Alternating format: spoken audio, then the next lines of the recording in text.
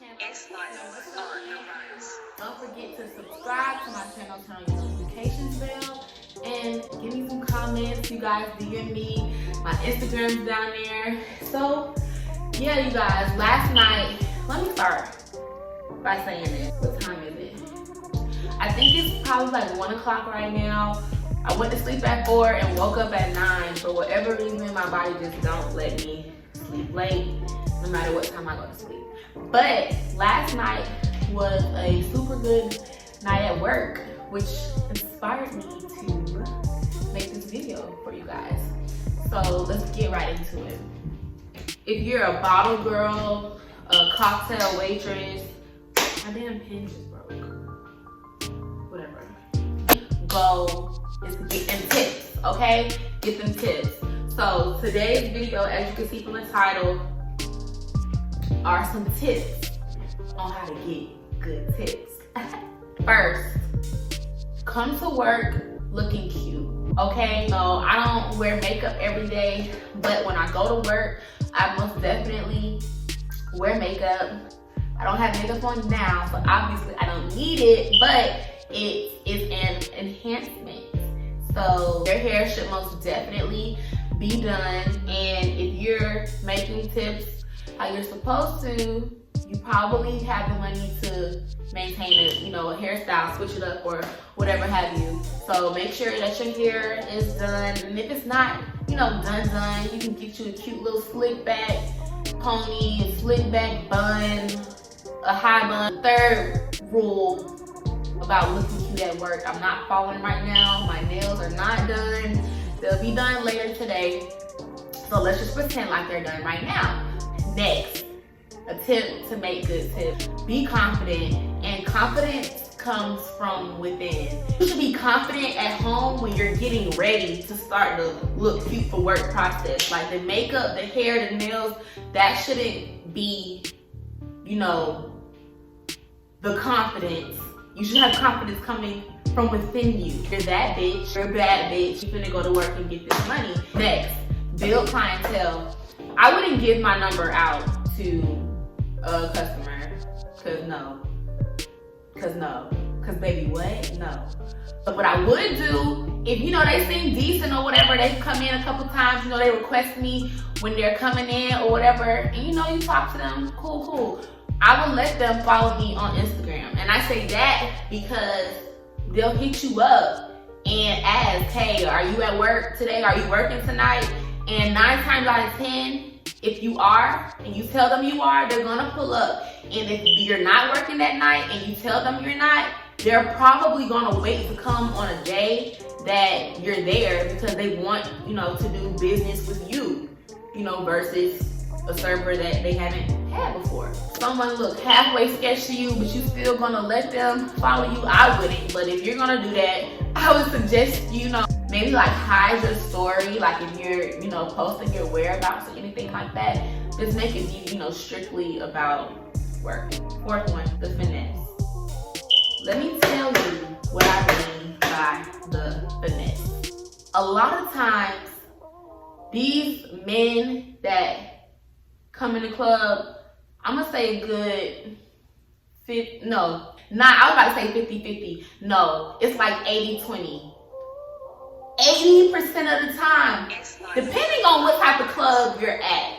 If you're working at a strip club, that most likely would not be the case, but you don't know who's coming in, to a lounge or like, a little more chill spot, especially if you're running specials and stuff like that. Sometimes people come in to not, spend money. So what I'm getting to, or to not spend that much money, but what I'm getting to by the finesse game, 80-20. 80%, they not nobody. They just want you to make them feel like they somebody, or falling for their flex, thinking they're a promoter, or they're this or they're that, whatever. I don't give a damn who you are. As long as you don't give me too many problems and you tip good, I don't care.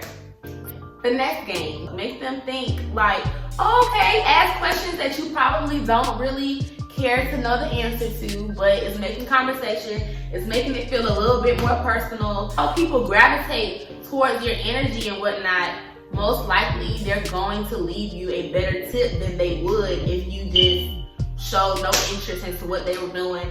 Hey, this is our drink special, what you want to order, and you know, just left it at that. So, finesse game, very strong when you're on the clock. Tip to get more tips.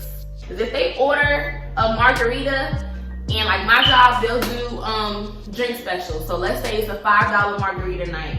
When I see that cup getting low, I'm back at the table like, you want another one? You want another one? You want another one? You want another one? That's how you do it. Drunk people spend more money. That's just like that. When you're under the influence and just want to spend. You drinking, they might be smoking. You hungry. If I see someone in the club smoking weed, I'ma assume you finna get some munchies. So even if you ate an hour before, I'm finna go back to the table and I'm gonna ask you, you know, you want something? Be on it. Be attentive so you know that drink is low. You want another one? This is so important. Trust me, I have made this mistake by not doing this more than once, and it pisses me the fuck off when I do this, because after you make this mistake and you go the whole night, the whole shift, 6 to 2 a.m., making this mistake, when it's time to clock out and get your money report and pay what you owe to the house and get your money, there's nothing you can do about it. Make sure that when you are ringing these people up, you are putting your gratuity on the check. Gratuity adds up. In most establishments, the software that they use probably automatically sets the gratuity into the check, but it does not hurt you to just double check that the gratuity is there. But let's say the place is packed, so there's people, you know, standing up. Those people, when you ring them up, you're not putting them on a table, you're just opening a new ticket. Tickets like that, you have to manually go and hit the SBC charge button yourself to add that gratuity. And I made that mistake before the whole night. I did not add any gratuity. And if you think about it, let's say someone orders a $5 drink. The gratuity on there probably will take their tab to maybe $8 instead of $5. And that covers you if someone does not tip you. And sometimes, you know, people leave small tips, and that's cool, you know, be appreciative of everything that you get. But that's the, you know, equal to that $3 and change that the gratuity might put on there. That's just like a cushion. It adds up, and it does make a difference at the end of the night when you're cashing out. It makes a huge difference. Trust me, I made the mistake and I was pissed.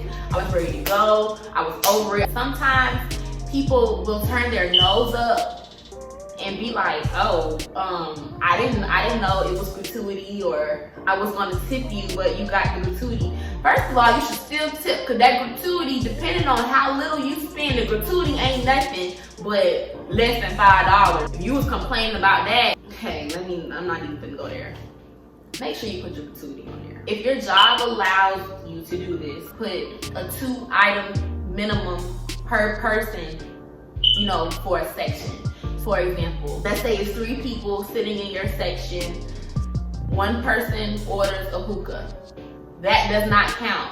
2 items per person. So if there's 3 people in your section, I need 6 items from the whole section for you to be following those guidelines. You see what I'm saying? Like, even if they're not trying to come in there and spend no money, you have to put some sort of, if they allow you, put some sort of minimum, so they're not just taking up your table, taking up your section, and, you know, not contributing to your pockets. We're not doing that. So you gotta play smarter, not harder. Like, that's a priority. Being a bottle girl, cocktail waitress, server, club server, whatever, strip club, lounge, however, whatever. That's like numero uno. You need to do that. This is actually important too. Hustle the floor. It's a packed night. All your tables are full, right? Just because your tables are full does not mean that you have no other way to make money outside those tables. So by hustle the floor, I'm saying if there's people standing up, go up to them, because 9 times out of 10, they just walked in. No one greeted them. It's packed. We're so busy. Everyone's moving back and forth. It might take you 10 minutes to see them, but when you see them, go up to them, ask them, has someone helped you? Can I get you something? That little stuff matters. And like I said before, those are the checks that you have to go in and put your own gratuity, which is cool. Just remember to do that. But hustle the floor, because if you have people sitting at your table, your turnover might be slow if they're enjoying themselves and they're, you know, they might keep ordering something, or they might not. So hustle that floor, get, you know, extra money between the floor. It could be a little bit like, you know, a beer or whatever, but someone could order, you know, a whole meal. Like, you don't know. So just, the money never stops while you're at work just because your sections are full, is what I'm saying. You do what you gotta do. So my last tip is to team up. If you got that one homegirl at your job, I'll talk outside of work. Maybe y'all don't talk outside of work, but at your job, it's your job, basically. Whatever it is that you trust to make money with, team up with them. So let's say, like my job, there's 2 levels. Me and my homegirl, India, we'll take the top level, and we basically do the up system between her and I. So whenever a table comes or people come, what have you, we'll split it up between us. So we'll just say, oh, you got 3 tables, I got 4 tables, okay, well the next table is yours. So we both have 4. Then the next table comes, that'll be my 5th table. The next one will be her 5th table. Go back and forth like that. So when you split it up, you keep the money, you know, between you guys, which is cool. You know, when you have that type of relationship with someone, it kind of makes your job easier, because you know you can have so many people. Let's say your first table food is up in the window, but you're at your 3rd table getting some more drink orders, and you have that work buddy that you're teaming up with. She could be in the back, you know, getting her drinks, and she see that your food is up in the window, and before you even knew your food was up in the window, she's coming to your table bringing them their food. And by her being your work buddy, she's not looking at you, well, she shouldn't be, because if she is, that ain't your work buddy. But by her coming and helping you, she don't feel, you know, like she did too much, or she's supposed to get a tip because she ran your plates. Like, no. Just making sure your work buddy is a trustworthy person that's not trying to take money from you, but rather help you make money in addition to themselves. Yeah. So if you like this video, make sure you actually like it, comment, DM me what you guys want to see. Subscribe, hit that notification bell, and I'll be back real soon with another video. 2020, we in here, more videos, more content, and all that good stuff. So thank you guys for watching.